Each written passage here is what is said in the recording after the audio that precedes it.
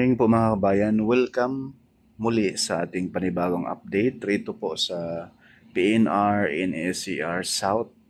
Dito po ito sa portion mga kabayan ng Santa Rosa at itong Cabuyao at yung mismong Banlik, no? Banlik Depot rito po sa Calambas City, Laguna. Naway samahan niyo po si po ka-studio mga kabayan. Pakiusap po, wag po tayong mag-skip sa ads. At paki-share na rin at paki-like na rin at subscribe na rin sa ating YouTube channel for ka-studio. Maraming salamat po. At advance Merry Christmas sa lahat.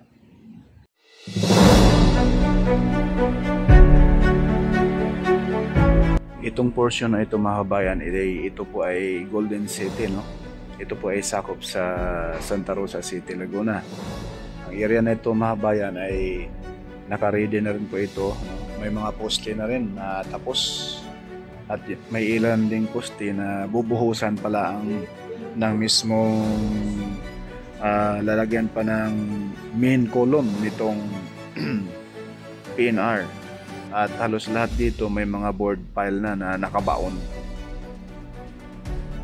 Ayan po mga bayan. So ang ating camera ngayon ay paharap doon sa area ng papuntang Cabuyao, na kung saan doon sa unahan masisilayan yung kulay pula na yan mga kabayan. Yung nasa taas, yan na po yung pangalawang launching gantry LG, no? Dito po sa portion ng Santa Rosa, Laguna. Yung ating drone ngayon ay papunta roon sa mismong launching gantry mga kabayan. Kaabang-abang ito dahil napakabilis yung gawa ng Hyundai GB, no? Sobrang bilis ang gawa, 24/7 mga kabayan. Walang puknat, umulan man, umaraw.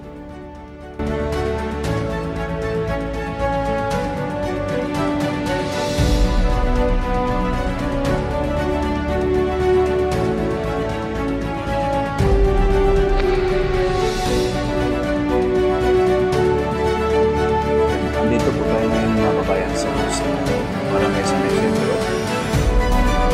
And po yung portion na ito ay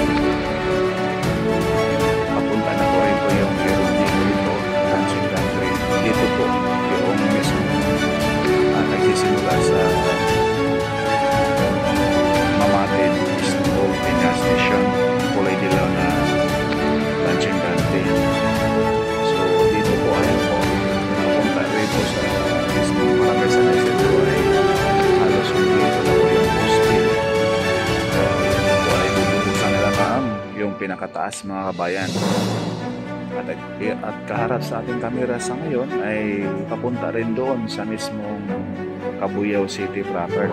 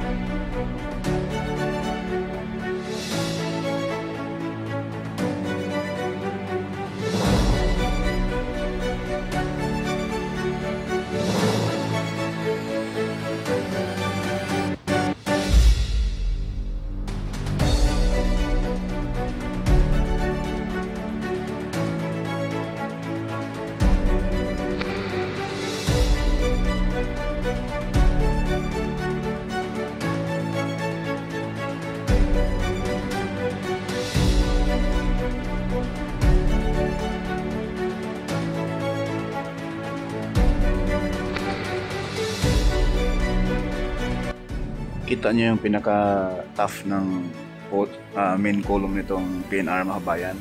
So, sobrang tad-tad sa bakal. Kaya siksik, liglig, umaapaw na bakal mga kabayan. At kahit anong lindol nito kayang suungin nitong PNR NSCR, no? From Clark, Pampanga hanggang Calambas City, Laguna. Iba po talaga yung contactor ng Hyundai, no? GB. Grabe.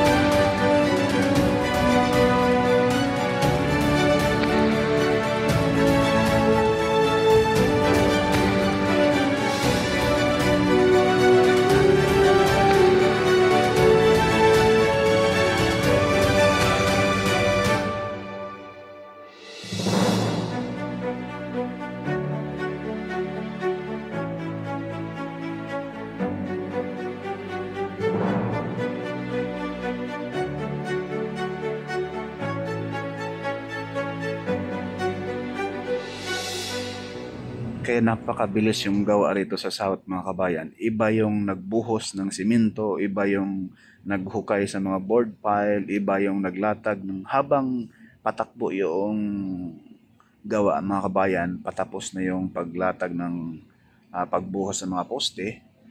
Kasunod naman yung naglatag ng segmental box girder. Kaya napakabilis na trabaho nito. Grabe. At isa pa ay talagang kahit gabi may pasok, may trabaho. Kaya totoo yung sinabi ni Sir Jaime Bautista. Pakinggan po natin yung kanyang sinabi. Clark to Valenzuela, no? We are expecting na mag-operate tayo by end of 2027 or early 2028, no? And then yung construction from Valenzuela to Calamba, siguro it will take another 2 years. Itong buong project na to from Calamba to Clark ay almost 800 billion pesos, more than 800 billion.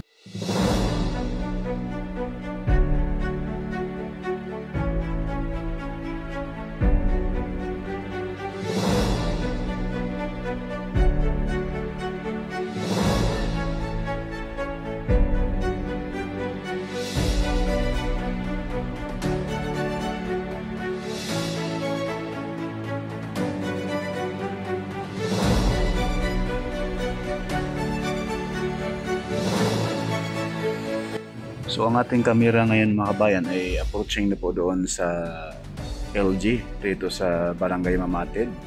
Dito po sa nagsimula paglatag ng segmental box girder sa may old PNR station sa Mamatid, Cabuyao City, Laguna. Ayan na po, yung portion na ito ay talagang paspasan na po ito, no? Mula rito sa Mamatid Station, papunta na po ito doon sa yung isang LG, yung lampas ng Cabuyao City, no? Yung LG na kulay pula na pinakita natin kaganina, hanggang doon po ito, no? Then yung LG na pula, papunta po yun ang paglatag ng concrete segmental box girder papuntang Santa Rosa City, Laguna. So itong isang poste mga bayan na sa baba natin, ito na po yung bubuhusan. Medyo natagalan dyan sa pagtanggal sa pagbuhos dyan. Ayun po, uusok po yan ilalim mga bayan, no? Kaya paspasan na yung gawa.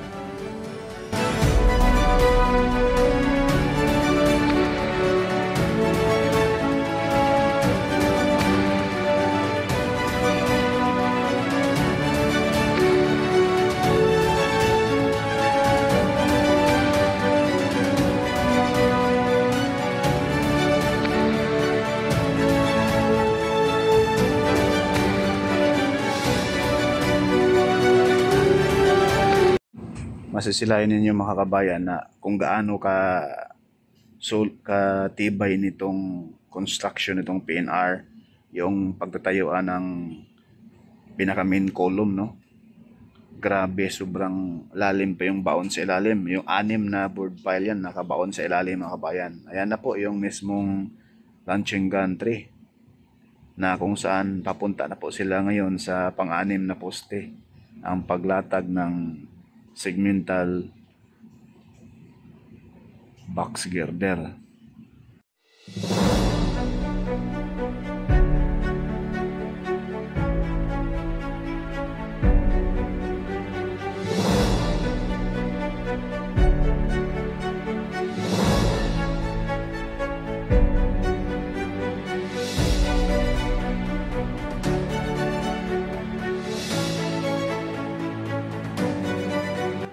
Yung poste na yun mga bayan ng may araw, yan na po yung pang-6 na poste. Yan na po yung kasunod na lalatagan ng segmental box girder.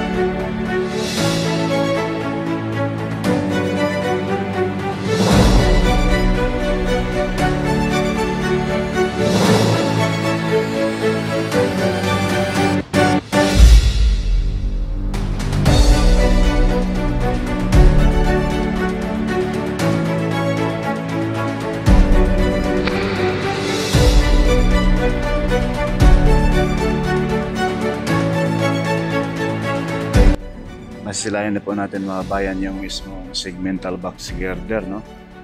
Yan na lang po ang kulang dito sa pang-limang poste na ngayon ay itataas na po ito.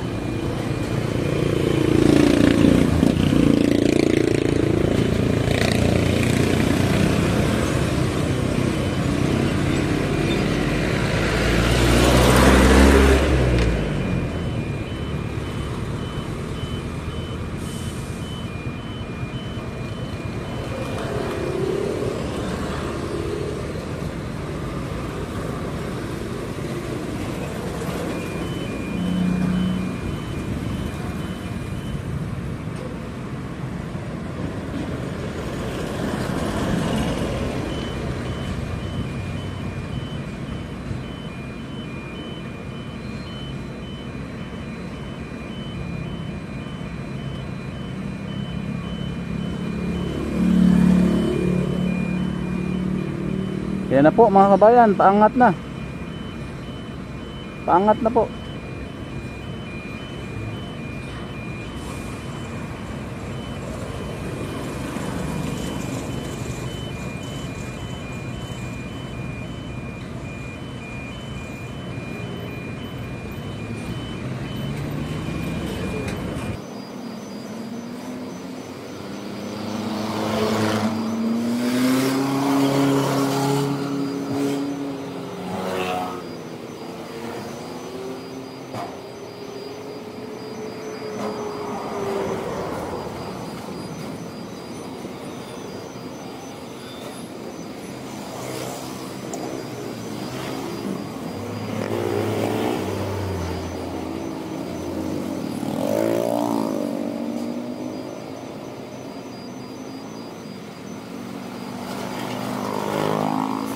Yan po mga bayan, oh, ganyan po yung aktual na pag-angat ng segmental box girder. Kakaiba po yung style nito kaysa nilalive natin lagi dati yung LRT1 Cavite Extension papuntang Sucat Paranaque na napakahaba yung girder na ginagamit nila, no?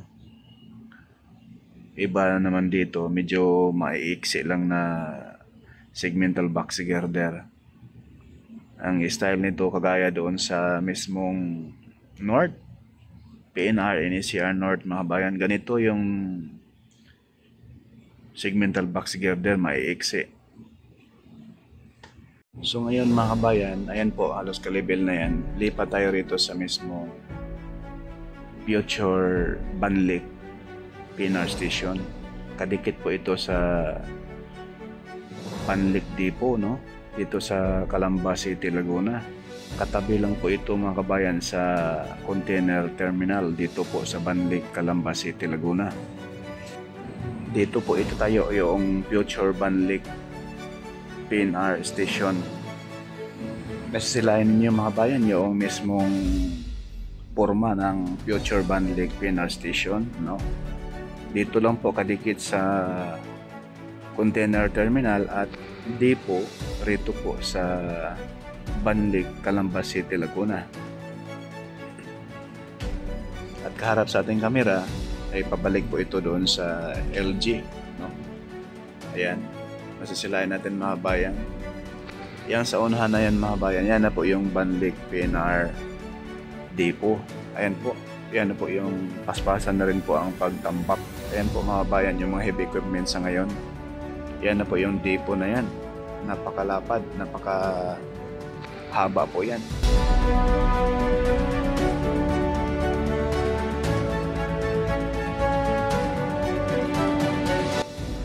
Yan sa gawing kanan mga bayan, ito na po yung container terminal na kadikit lamang po ito sa gagawing Banlic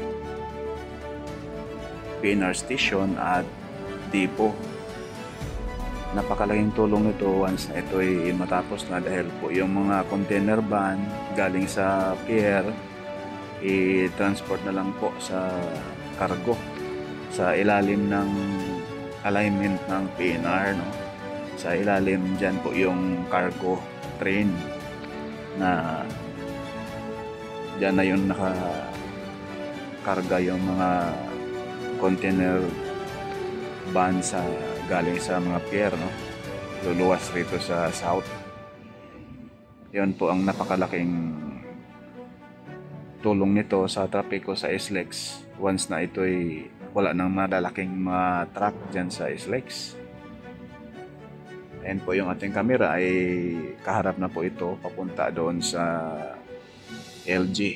Ayan sa baba natin, yan po yung mga kababayan natin na ayaw pa rin umalis. Ayan sa baba, oh. Kita nyo mga bayan, halos kadikit pa po yung mga kababayan natin dyan. Yung mga bahay nila ayaw pa rin nilang tanggalin kahit lupain po yan ng PNR.